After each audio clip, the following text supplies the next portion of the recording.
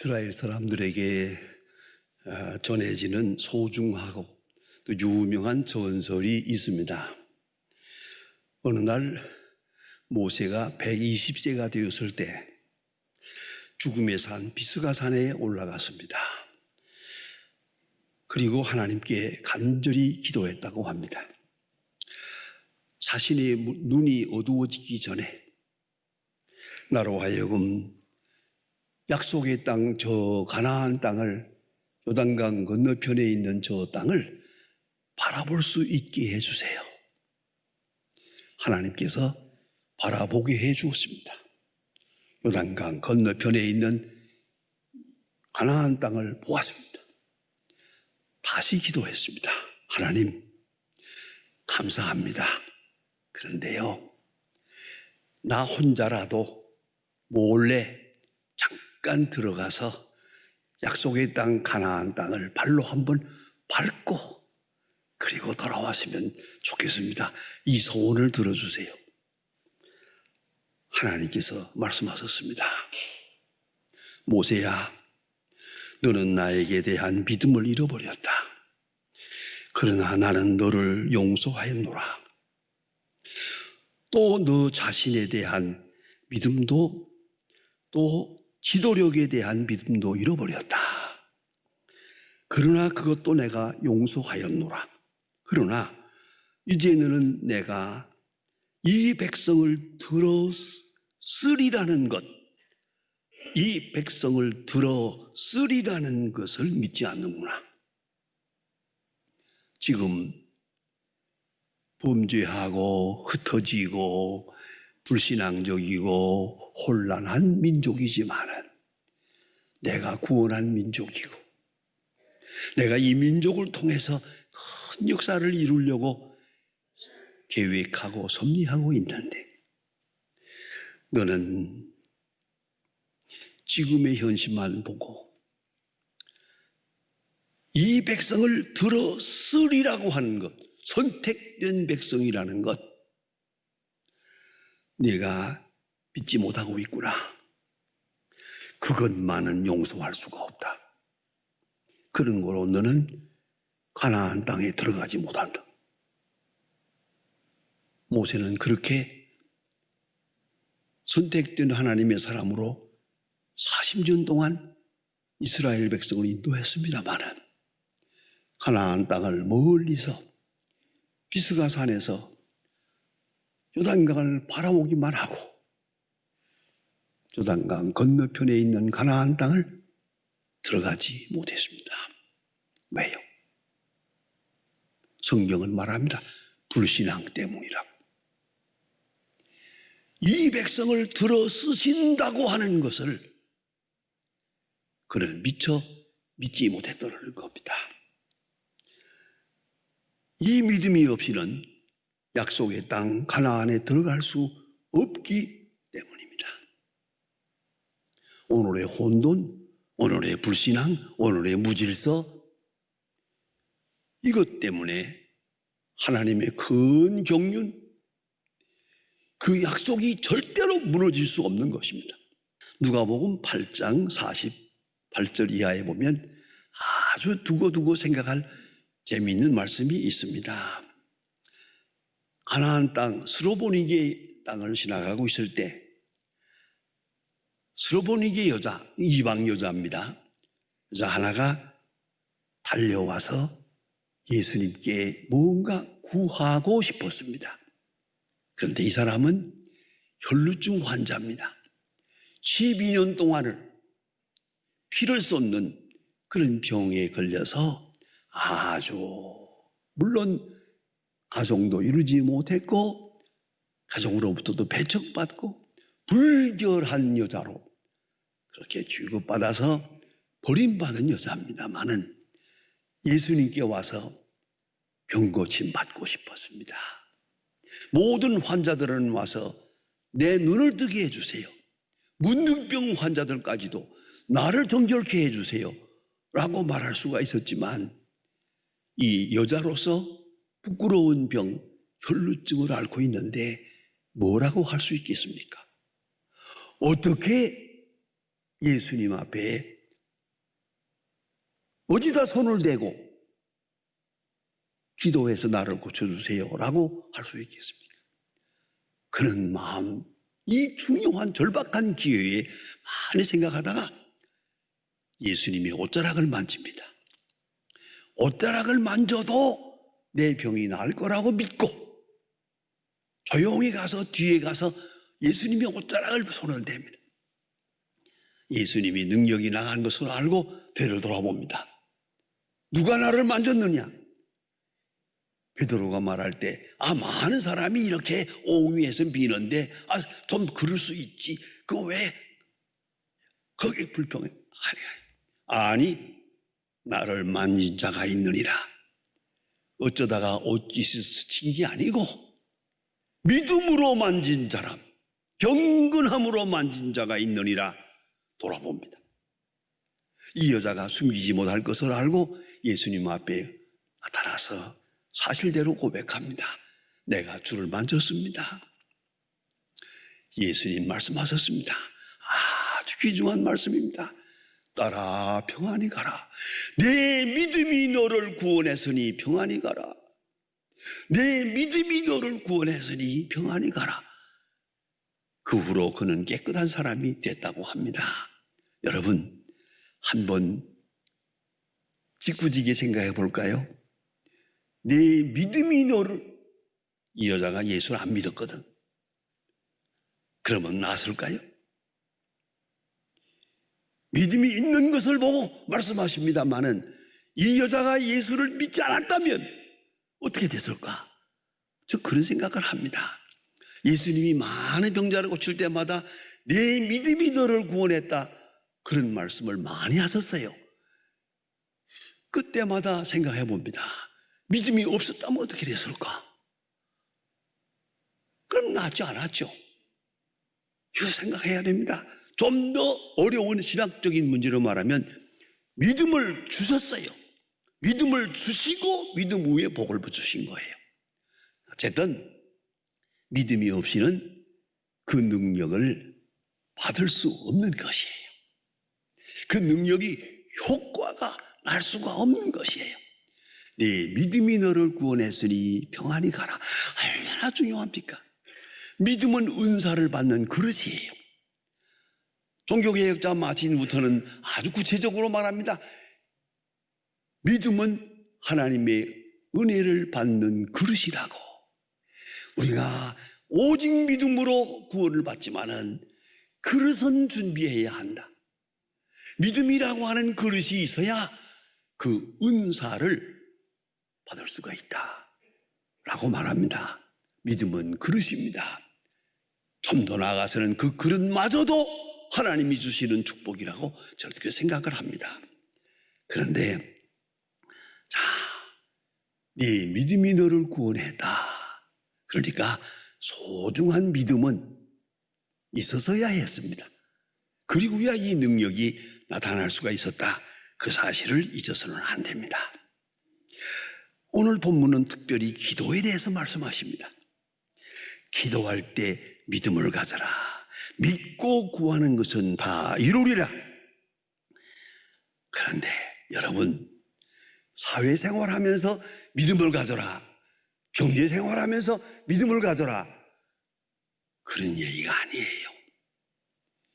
기도하면서 믿음을 가져라, 이건 좀 다른 얘기예요. 기도는 하나님 앞에 나아가서 하나님과 나와 페이스 투 페이스, 면대면 하는 시간이 아닙니까? 1대1로 만나는 시간이에요. 자, 여러분, 이런 관계를 생각해 보세요. 인격과 인격이 만났어요. 그리고 상대방을 의심해요. 그 이 관계가 어떻게 되겠습니까? 예? 일반적으로 하는 말이 아니에요. 1대1로 면대면 페이스 투 페이스 해놓고 그런 관계에서 상대방을 의심해요. 여러분, 이런 경우 당해보셨죠? 딱 둘이 앉아서 얘기를 하는데 저 사람이 나를 의심해요. 의심한다는 걸 알고 있어요. 내가 말을 할까요, 말까요? 내가 이 자리에 앉아 있어야 하겠습니까? 무슨 얘기를 하겠습니까? 상대방이 믿지 않는데. 이거는요, 엄청난 인격적인 모독입니다. 두 사람이 인격적으로 만났다면 대화 중에는 일단 믿어야지요. 전적으로 믿을 수 있으면 좋죠. 그런데 반신반의하고 처음부터 의심하고 이 사람이 하고 해롱해롱 한다면 아이고 그것처럼 무서운 모독이 어디 있습니까? 이거는 있을 수가 없는 거예요. 자, 여러분, 그런데 하나님 앞에 나가서 기도해요. 1대1로 하나님과 만나고 있어요 지금. 그리고 하나님을 의심해요. 이거는 하나님 앞에 무서운 죄가 된다는 걸 잊지 말아야 돼요. 그런 거로 예수님 말씀이 기도할 때 믿음으로 기도해라.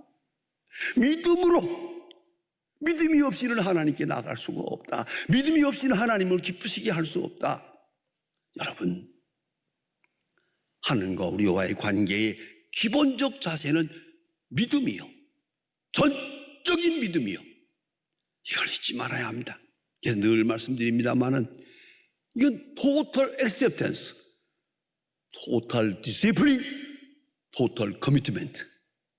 전적으로 수용하고 전적으로 믿고 전적으로 헌신하고 이런 믿음을 가지고 대해야만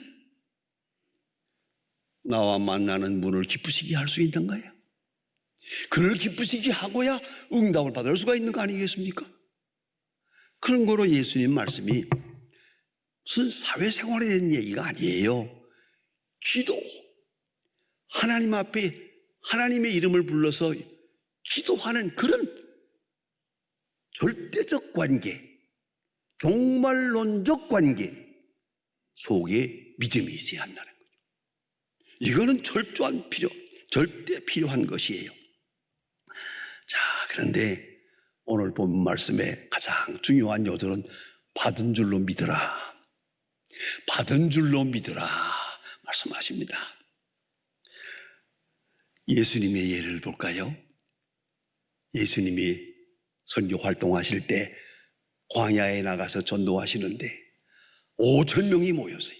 상상을 해보세요. 그 넓은 돌벌판에 5,000명이 모였어요. 이 사람들이 예수님과 너무 오랫동안 같이 있어서 다 시장했어요. 집에 돌아가기 어려울 것 같다. 예수님께서 말씀하십니다. 너희가 먹을 것을 주라. 아이고, 먹을 것이 없는데요. 이 사람들을 위해서는 200데나리온의 돈을 가지고 식량을 사도 어렵겠습니다. 말씀하십니다. 또 어느 시간에 가서 음식을 만들고 어느 시간에 사고 가져오고 하겠습니까? 아무튼 이건 어렵다. 예수님 말씀이 너희가 먹을 것을 주라. 그리고 무엇이 있느냐? 떡 5개, 물고기 2마리가 여기에 있습니다. 어린아이가 가지고 있는 겁니다. 그래, 가져오라. 자, 이제 떡 5개를 들고 5,000명을 앞에 놓고 하나님 기도하십니다. 어떻겠습니까? 우리 같으면 어떻겠습니까? 하나님, 이 하잘턱 없는 겁니다, 이건. 그러나 예수님은 성경대로 보면 하나님, 이 5,000명을 먹이게 해주세요. 능력을 나타내 주세요. 권능을 보여주세요. 라고 기도하지 않았습니다. 손에 떡을 들고 유카리스테이사스, 하나님 앞에 감사 기도를 드렸습니다. 하나님 감사합니다. 이 어린아이가 자기 먹으라고 싸운 건데 이것을 내게 내놓았습니다. 하나님 감사합니다. 5,000명이 모인 것 감사하고 이들이 지금 배고파 간절히 기다리고 있습니다. 감사합니다. 여러분, 감사 기도가 먼저예요. 할 때 이적이 나타났어요.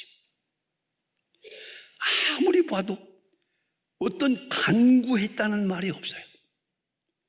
감사의 기도에 기적이 나타났어요. 그런가 하면 가장 드라마틱하고 예수님께서 하신 모든 이적 중에 가장 클라이막스적인 최고의 이적이 뭐겠습니까? 나사로를 살린 거죠. 죽은 나사로를 살린 것, 죽은 지 나흘 만에 벌써 썩어 냄새까지 나는 거, 그 무덤을 찾아가서 돌문을 옮겨놓고 나사로야 나오라고 소리를 지르서 죽은 나사로가 살아나옵니다. 이것이 예수님께서 행하신 이적 중에 가장 높은 수준의 이적이라고 생각합니다. 심지어 어떤 학자들은 그런 말도 합니다. 저 이적 때문에 예수님은 십자가에 죽었다고. 왜요? 이 소문이 전부 나니까 바리새인 교인들까지 예수를 믿고 서기관들도 예수 믿게 되고 하니까 막을 길이 없어요. 저는 그래서 예수를 질투시기한 나머지 십자가에 못 박을 수밖에 없었다. 나사로를 살린 사건 때문에 그렇게까지 연결 생각하기도 합니다. 아무튼 죽은 나사로 앞에 무덤으로 돌을 옮겨놓았습니다. 예수님 그때 기도하십니다. 여러분 뭐라고 기도해야겠습니까? 하나님 능력을 나타내 주세요. 중요한 시간입니다. 저 죽은 나사로를 살려주세요 라고 기도하는 게 우리의 보통 생각입니다만은 예수님은 그러지 않았습니다. 그동안 하나님 내 기도를 들어주신 것을 감사하나이다. 감사하나이다. 딱 한마디뿐이요. 그리고 나사로야 나오라고 합니다. 여러분 감사. 지난날의 모든 경우에 내 기도를 들어주신 하나님께 감사합니다. 여러분 거기에 응답이 있었어요. 그것에 기적이 나타난 거예요. 이걸 잊지 말아야 합니다. 이게 다 뭡니까? 받은 줄로 믿은 거예요. 기도하기 전에 받은 줄로 믿고 벌써 감사하고 있어요. 벌써 감사하고 있어요. 이것이 예수님 말씀입니다. 기도할 때 의심하지 말라. 그건 하나님께 대한 큰 용이 되느니라. 기도할 때 믿어라. 받은 줄로 믿어라 라고 말씀하십니다. 받은 줄로 믿었다는 것은 과거의 역사 속에 있는 응답을 재확인하는 시간입니다. 나는 버려진 줄 알았는데 그게 아니었어요. 내가 고난당한 줄 알았는데 그건 축복이었어요. 내가 시련을 겪는 줄 알았는데 하나님이 내게 향하신 최고의 은혜의 기회였어요. 이제 깨닫습니다. 이제서 깨닫고 기도할 때 과거에 주신 은혜를 감사하게 됩니다. 벌써 응답하신 것 감사하게 됩니다. 이것이 받은 줄로 믿는 거예요. 지금 내가 구하고 있지만은 벌써 주셔서 넘치도록 주어서 그걸 깨닫는 시간이에요. 이 깨달음 속에 응답이 있는 거예요. 지금 답답한 심정으로 기도하지만 기도하는 시간에 하나님이 이미 내게 주신 은혜를 쫙 생각하게 돼요. 오, 하나님 넘칩니다. 감사합니다. 이게 응답이요. 받은 줄로 믿어라. 하나님의 능력과 하나님의 지혜와 하나님의 사랑이 사건마다에 나타나 있음을 깨닫는 시간이에요. 이것이 응답이에요. 또 하나는 미래에 대한 하나님의 약속을 확인하는 시간입니다. 내가 기도할 때 오늘 이후에 될 일을 생각합니다. 죽은 때까지 생각합니다. 죽은 다음까지 생각합니다. 하나님이 내게 주신 약속, 미래에 대한 확실한 약속을 확인하게 됩니다. 그게 믿어집니다. 확인하게 될 그거 응답이에요. 또한 현재 상황 속에서 되어지는 모든 일, 답답하고 괴로운 것 같지만 하나님의 은혜 가운데 있고 축복 가운데 있음을 알고 잘 되는 일일 거라고, 기도하고 한 일이니까 잘 되는 일일 거라고, 지금 잠깐 뭔가 잘못되는 것 같으나 잘 되는 것이 시작일 거라고, 그렇게 현재의 상황을 통해 주시는 하나님에 대한 기도 응답을 확인하게 됩니다. 이것이 응답입니다. 잊지 말아야 합니다. 저는 중요한 간증이 많이 있습니다만 가장 확실한 것 가운데 하나는 제 어머니가 10년 동안 기도하고 저를 낳았다고 그럽니다. 41살에 낳았습니다. 그리고 나서 하나님의 종을 만들기 위한다고 열심히 기도했습니다. 그리고 6.25 전쟁이 납니다. 나는 집에 있을 수가 없습니다. 이제 집을 떠날 때 어머니는 딱 한마디 합니다. 1951년 1월 13일 아침 새벽에 제게 말씀하셨습니다. 나는 너를 위해서 할 수 있는 일이 아무것도 없다. 이제 이 성경책 하나 손에 들고 집을 떠나라. 그런데 멀리 갈 것이다. 반드시 목사가 되어야 하느니라. 내가 죽는 날까지 너를 위해서 기도할 것이다. 그런 거로 너도 새벽에 기도하라 말씀하셨습니다. 그리고 그 응답을 사실로 우리 어머니는 보지 못했습니다.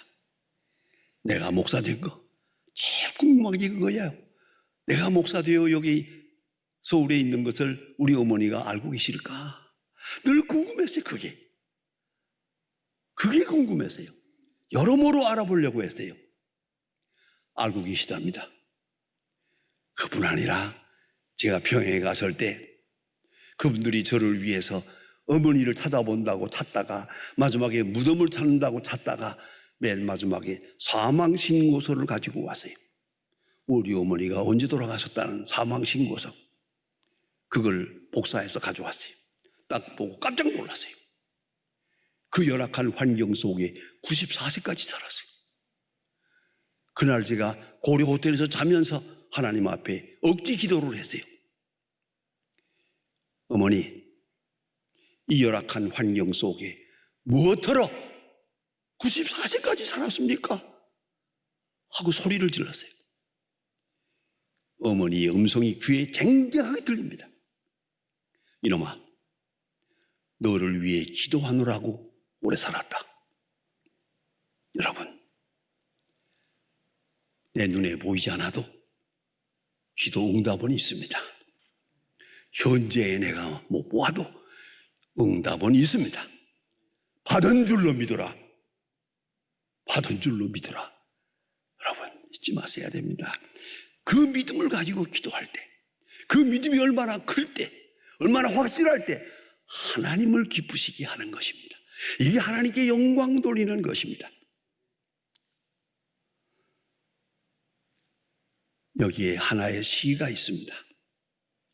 이건 제가 늘 생각하는 것을 한번 이렇게 써보았습니다. 주여, 나에게 믿음을 주옵소서. 그 어두운 과거의 쇠사슬에서 온전히 자유케 하신 하나님의 은총을 믿을 수 있게 하옵소서. 주여, 이 캄캄한 세상에서 저 멀리 예비하신 약속의 땅을 바라볼 수 있게 하옵소서.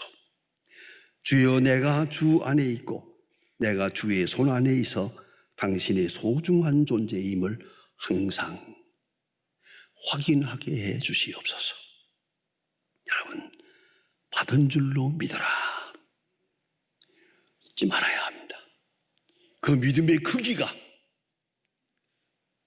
그럴 때 예수님 말씀대로 온 이스라엘 사람들이 이만한 믿음을 만나본 일이 없다.